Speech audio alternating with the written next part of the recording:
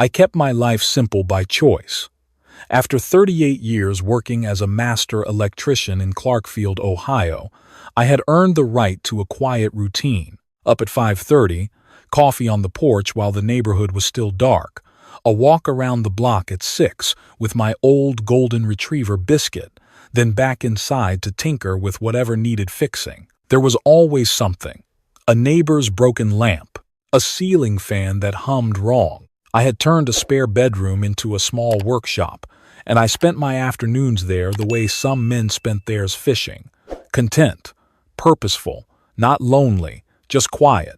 My wife Patricia had passed 4 years earlier from a cancer that moved faster than the doctors predicted. We had 41 years together in the same house on Birch Creek Road, a white 2-story with green shutters that we had bought for next to nothing when the street was mostly mud and promise. I repaired every inch of that house myself. The new porch I added the year Derek started high school. The wiring I redid from scratch when we found out the original contractor had done a dangerous job. The kitchen Patricia redesigned twice because she changed her mind, and I never once complained. It was our house, and it carried every year of our lives inside its walls. Derek was our only child. He had married Vanessa 11 years ago, and they lived about 2 hours away in Columbus. We were never especially close after he left for college, and after Patricia died, the distance felt less geographic and more like something neither of us wanted to address directly. He called on holidays. He remembered my birthday with a text, sometimes a card. He visited maybe twice a year, usually around Christmas, usually only for a day or two. I had made peace with that. People lead their own lives. I knew he was busy with his sales career and his social life and whatever else filled his calendar. I did not hold it against him. So when I saw Derek's silver sedan pull into my driveway on a Wednesday afternoon in late October, my first reaction was not warmth. It was caution. Biscuit barked twice and wagged his tail. I set down the voltage tester I had been using to check an outlet in the workshop and walked to the front door. Through the glass panel, I could see both of them. Derek was dressed sharp, a blazer over a collared shirt, which was odd for a midweek afternoon visit. Vanessa was carrying a paper bag from the bakery in town, the one on Main Street I had mentioned once, maybe 2 years ago, in passing. I opened the door before they could knock. "Dad." Derek smiled and put both hands on my shoulders. "You look great. You didn't call," I said. "We wanted to surprise you." Vanessa held up the bag. "I brought those cinnamon rolls you like, from that place downtown." I stepped back and let them in. Biscuit pressed his nose against Derek's knee and received a distracted pat. They moved through the entryway and into the living room, the way people move through a space they are mentally measuring, eyes catching on the furniture, the bookshelves, the framed photos on the mantel. "Place looks good," Derek said. "I keep it up," I replied. We sat down in the living room. Vanessa arranged the cinnamon rolls on a plate she found in my kitchen without asking where anything was, which bothered me more than it should have. I made coffee. We settled into the kind of small talk that happens between people who have run out of genuine subjects. The weather, the drive up from Columbus, something about a mutual acquaintance I barely remembered. But I noticed things. The way Derek kept glancing at Vanessa when he thought I was looking elsewhere. The way she smiled just a half-second too late after I said anything, like she was waiting for her cue. The way his eyes tracked across the room and paused on the built-in shelving unit Patricia and I had installed ourselves, which held her grandmother's china, my father's military medals, and a pair of antique lamps that had belonged to my parents. "You must get lonely out here," Vanessa said. It was not really a question. "I have good neighbors," I said. "Frank next door, Carol across the street. We look out for each other." "But they're around your age, aren't they?" Derek said. "I mean, if something happened, how quickly could they actually help?" I looked at my son. "I had a health scare in February," I said. "Frank had me at the ER inside 15 minutes. Right, Derek nodded. "But Dad, that's kind of the point. These things are happening more often now." I had not told Derek about February. I had told Carol and Frank, not Derek. I made a note of that. The conversation drifted, but always came back to the same water. Were my stairs safe with my bad knee? Did I really need a house this size for one person? Had I given any thought to what would happen to everything if my health declined? They were not aggressive. They were the opposite of aggressive. They were warm and patient and concerned in a way that felt rehearsed. They stayed for dinner. Vanessa cooked, which she had never once offered to do in all our previous visits. Derek asked if they could stay the night, said the drive back was long and they had nowhere to be the next morning. I said, of course. I put them in the guest room at the top of the stairs. I lay in my bed that night listening to the house settle. Through the ceiling I could hear their voices, not clearly enough to make out words, just the rhythm of a conversation they were not trying to hide. Patricia used to say I had good instincts about people but refused to trust them. She was right about that. Just before midnight, I got up to get a glass of water. The bedroom door muffled most of the sound from the kitchen, where they had apparently come downstairs.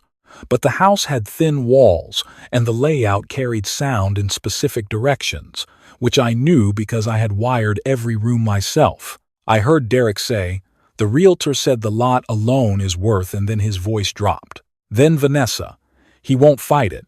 You've seen how he moves." Then Derek again, louder because he was closer to the hallway. "Sunrise Ridge has availability now. That's why I'm saying we need to move on this before." I stopped listening. I went back to my room and sat on the edge of the bed. Sunrise Ridge was an assisted living facility on the east side of Clarkfield. I had seen the sign. I had driven past it 100 times. I had never once imagined my son had been in contact with them. I did not sleep. I lay in the dark doing what I did when I needed to rewire something dangerous. I thought about the problem from every angle until I understood the whole circuit. They left the next morning with hugs and promises. Derek said they would be back in about a week to talk about some ideas he had about my future. He said it like he was doing me a favor. I waved from the porch until his car was out of sight. Then I crossed the street to Carol's house. Carol Hennessy had lived on Birch Creek Road for 26 years. She was 69, sharp as a circuit board, and had spent her career as a paralegal before retiring. She was one of Patricia's closest friends and had become, without either of us formally acknowledging it, something like family to me. I trusted her the way I trusted my own hands. She opened the door before I could knock. She had seen Derek's car from her window. "Something's wrong," she said. It was not a question either. I sat at her kitchen table and told her everything, including the conversation I had overheard. She listened without interrupting, which was one of the things I valued most about her. When I finished, she set down her mug carefully. "Sunrise Ridge," she said. "That's what I heard. My cousin's mother was there," Carol said. "It's not a terrible place." "But Harold, that's not the point." "No," I agreed. "The point is they want the house." Carol looked at me steadily. "Do you know why the urgency?" "Not yet." She nodded slowly. "Then we need to find out. And you need to talk to Frank." Frank DeLuca was 67 and had spent 22 years on the Clarkfield police force before retiring. He still had connections everywhere, including in the county clerk's office and 2 local banks. He was also the kind of man who treated injustice the way I treated faulty wiring, something that needed to be fixed before it hurt someone. I walked next door. Frank was in his garage, inventorying his hunting gear for the season. He looked at my face and set down the rifle case he was holding. "What happened?" he said. I told him. He listened the same way Carol did, arms crossed, saying nothing. When I finished, he was quiet for a long moment. "You want me to look into your son's finances? I want to understand what I'm dealing with," I said. Frank nodded. "Give me 2 days."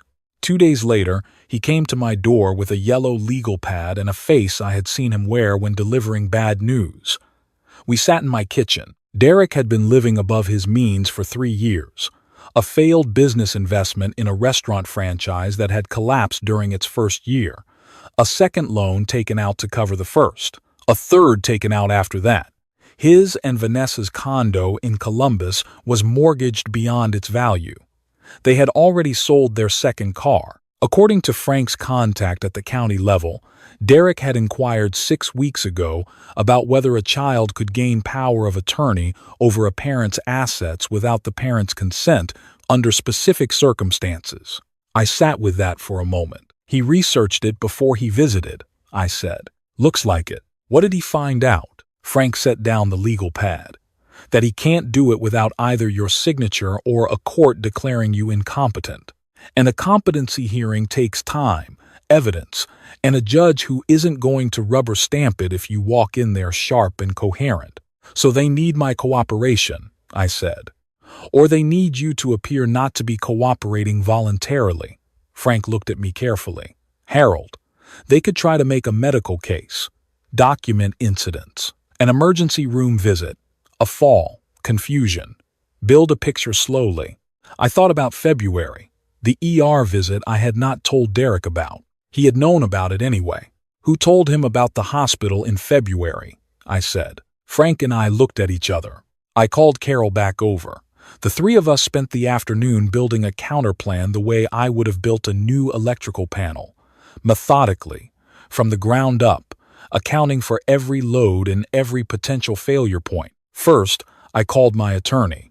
Margaret Howell had handled Patricia's estate and was someone I trusted completely. I met with her the following morning and we spent 2 hours reviewing every legal question. She confirmed what Frank had said. As long as I was legally competent and willing to assert my own wishes clearly, Derek could not force me into anything without a court process that would take months and would require medical documentation I could contest. She also explained exactly what my options were regarding the house, my accounts, and my assets. I spent the rest of that week making quiet preparations. I met with Glenn Paris, a retired contractor I had worked with for 20 years who had been wanting to buy a property on Birch Creek Road for his daughter and her young family. We talked numbers. We talked timelines. We reached an agreement and shook hands over coffee. I met with my bank manager, a woman named Diane Chu who had managed my accounts for 12 years. I told her what was happening. She listened, and then she helped me restructure everything in a way that was entirely my legal right to do, and that would be very difficult for anyone else to access or contest. And I spent one evening in my workshop putting together what I thought of as my message to Derek. Not cruelty, not rage, something quieter than both. From the basement, I retrieved a cardboard box I had kept since Derek was 8 years old. Inside was the baseball mitt I had bought him when he made the Little League team. He had quit after 1 season without explanation, and I had kept the mitt the way you keep things you are not sure what to do with. I put the mitt in a new envelope. On a card I wrote, "You gave up on this too." From Patricia's keepsake drawer, I found Derek's report card from 7th grade. The year he had failed 2 subjects, and I had sat with him every night for a semester to bring his grades back up. I paper-clipped a note to the card that read, "I never gave up on you. Not then." I found an old birthday card Derek had made for me when he was 6, crayon drawing of a man in a hard hat. Inside, in his crooked first-grade letters, "Dad can fix anything." I put it in the envelope and wrote nothing beside it. It spoke for itself. The last item was Patricia's wedding ring, which I had kept in the top dresser drawer since she passed. I was not giving Derek the ring. I was giving him a copy of the note she had written to him the last week of her life, which I had kept private because she had asked me to share it only when I felt the moment was right. In the note, she told him that the only inheritance that mattered was the kind of person he chose to be. She told him she had always hoped he would choose well. I made a copy of the note and put it in the envelope. The original I kept. Everything went into a sealed envelope that I left with Margaret Howell, along with instructions for when and how it should be delivered. Derek called on Thursday evening to say they would be there Sunday afternoon. He sounded cheerful in a way that confirmed everything. He said they had done some research and had some really exciting possibilities to discuss. I said I would make sure the coffee was on. Sunday arrived gray and cold. I had dressed comfortably, nothing deliberate, nothing performing, just myself. Biscuit lay on his bed near the fireplace. The house was warm. Their car pulled into the driveway at 2 in the afternoon. They came in carrying a bag, another courtesy offering, wine this time. Vanessa commented on how cozy the house felt. Derek hugged me and said I looked tired. "I'm fine," I said. We settled in the living room. Derek had a folder on the coffee table within 30 seconds of sitting down, which told me he had been holding it on his lap the whole drive. He opened it carefully, the way a salesman opens a presentation binder. "Dad, we've been doing a lot of thinking," he said, "and we want to talk about Sunrise Ridge." I looked at the brochure he slid across the table. Full color, professional photographs of sunny common rooms and walking paths and smiling elderly residents. I had seen that design language before in every industry I had ever worked in. It was the visual language of things being sold. I let him talk. He went through the amenities, the 24-hour medical staff, the social programming, the chef-prepared meals, the safety features. Vanessa added things at intervals, like a practiced chorus. I listened and let my face be neutral. When he finished, I said, "And what happens to the house?" Derek paused. "Well, we take care of things here. Cover the cost of Sunrise Ridge. Handle maintenance. The house would go to you," I said. "Dad, that's not. I'm not angry," I said. "I just want us to speak clearly." Derek looked at Vanessa. Vanessa looked at her hands. "There are financial realities," Derek said after a moment. "We've had some setbacks. The restaurant thing was—" "I know about the restaurant," I said. "I know about the loans. I know about the condo." The room went very quiet. "I know you've been in contact with Sunrise Ridge for 6 weeks," I said. "I know you looked into power of attorney before you came here the first time. I know that someone told you about my ER visit in February, and I know it wasn't me." Derek's face had gone the color of old plaster. "Dad," he said, "I was trying to help. You're 68. You live alone. That house is too big for one person. The stairs alone. I rewired this entire house," I said. "I poured that porch foundation by hand. I am not confused, Derek. I am not declining, and I am not going to Sunrise Ridge." Vanessa made a sound. Derek leaned forward. "Dad, we just want what's best for you." "No," I said. "You want what's best for your debt situation. And I understand you're in trouble. I understand it's serious. But taking my house is not the solution." He started to speak again. I raised one hand. "I'm going to tell you something, and I want you to hear it completely before you respond." I waited until he was still. 3 days ago, I signed the papers selling this house to Glenn Paris. His daughter and her family will be moving in within the month. The sale was at fair market value. The proceeds, along with my savings, have been restructured in accounts that are mine and only mine, which my attorney has documented thoroughly. Derek stared at me. "The Buick in the garage went to a collector in Medina County on Friday," I continued. "I got more for it than you would have. My accounts are closed and the balances have been moved. Everything is legal, fully documented, and none of it is accessible to anyone but me." "You sold the house." Derek's voice was very quiet. "I did. Where are you going to live?" "That's not your concern right now." He stood up. "Dad, this is you can't just—" He stopped. "Where are you going?" "Away for a while," I said. "With Frank. We've been wanting to do a long drive since Patricia died. Mountains, maybe the coast. We haven't decided." "You're running away."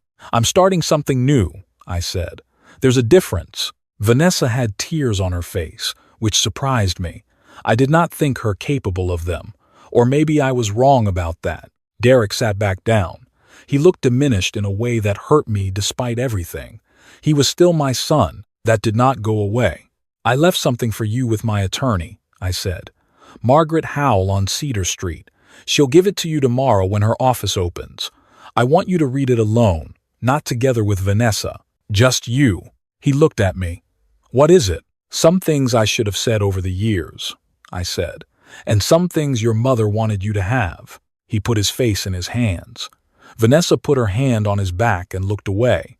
I gave them time. I did not fill the silence with comfort I could not honestly offer, but I did not harden myself either. He was still the boy I had driven to every Little League practice. He was still the kid whose math homework I had done alongside him for a full semester because he needed someone to show up. He had made choices that brought him here, but so had I. Maybe in the years I let the distance grow without saying anything about it. "I'm not cutting you out of my life," I said finally. "I'm not writing you out of a will or disappearing forever. I'm setting a boundary. When you're ready to talk to me honestly, about the debts, about what you actually need, I'll be here, but not like this. Not with brochures and fake concern and plans made without me." Derek lifted his head. His eyes were red. "I didn't know what else to do," he said, and I believed him, which was the hardest part. "You could have called me," I said. "I'm your father." He nodded once, said nothing. They left about 20 minutes later. I stood on the porch in the cold October air and watched the silver sedan back out of the driveway and pull away down Birch Creek Road. Biscuit pressed against my leg. I scratched behind his ear for a long time. Carol appeared from across the street. She was holding a casserole dish covered in foil. Frank came out from next door in his jacket with a six-pack of something cold. They crossed the street without invitation or announcement, which was exactly the right thing to do.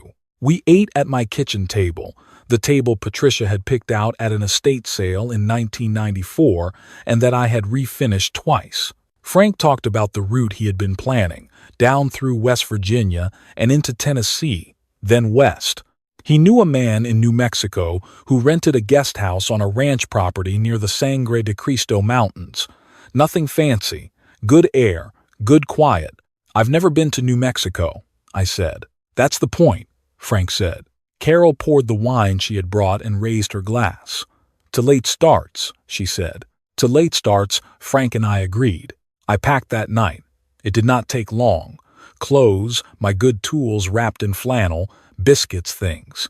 The framed photograph of Patricia from our 25th anniversary, the one where she was laughing at something I had said, her head tilted back. A small tackle box I used to store the pocket watch parts I collected. A book I had been meaning to finish for 8 months. I carried the packed bags to the front door and stood in the living room one last time. Every wall had a memory stapled to it. The corner where Derek's first bicycle had leaned for a year before I finally made him take it to the garage. The window ledge where Patricia grew herbs every spring until the year she couldn't. The electrical panel in the hallway closet that I had rebuilt from nothing and that had never given a single problem in 30 years. I was not sad, exactly. Sad was not the right word. It was more like the feeling after finishing a long job correctly. The satisfaction of something completed and left in good order. 2 days after I left, Margaret Howell called to tell me Derek had come to her office and retrieved the envelope. She said he sat in her waiting room for 40 minutes before he left. She did not know what was in the envelope. She did not ask. Derek called me 4 days later.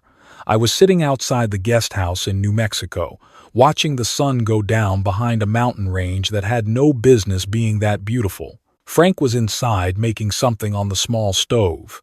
Biscuit was asleep at my feet. I let the call ring through to voicemail. He left a message. His voice was quiet and careful, the voice of someone trying very hard to say something correctly. He said he had read everything. He said he had no right to have done what he had planned to do. He said he was going to figure out the debt himself, without involving me. He did not ask for anything. He just said he hoped I was okay, and that he missed his mother, and that he was sorry. I played it twice. Then I put the phone in my jacket pocket and looked at the mountains turning purple in the last light. Frank came out with 2 mugs and sat in the other chair. "Derek called," I said. Frank looked at the mountains too. "And?" He apologized. Frank handed me one of the mugs. It was hot chocolate, which seemed right somehow for the altitude and the temperature and the mood of the evening. "What are you going to do?" he asked. I thought about it for a long time, the kind of long time you can afford when you are sitting at the edge of a mountain range with no particular schedule. "Call him back," I said. "Eventually," Frank nodded. "Good." We sat there until the last of the light was gone and the stars came out the way they do in the high desert, all at once and completely, like they had been waiting all day for the chance. Biscuit sighed in his sleep. The mountains went from purple to black to invisible. I did not feel old sitting there. I felt like a man who had finally figured out which wires went where, which things needed to be cut loose and which things needed more current running through them, which repairs were worth doing, and which ones had to wait for the other person to admit something was broken. Patricia used to say the best thing about me was that I never left a job half done. She did not mean only the electrical work. I was starting to understand she was right about more than I had given her credit for, which was saying something, because I had always given her a great deal of credit. The stars were enormous. The air smelled like pine and cold rock and distance. There was a lot of road still ahead, and I intended to see every mile of it.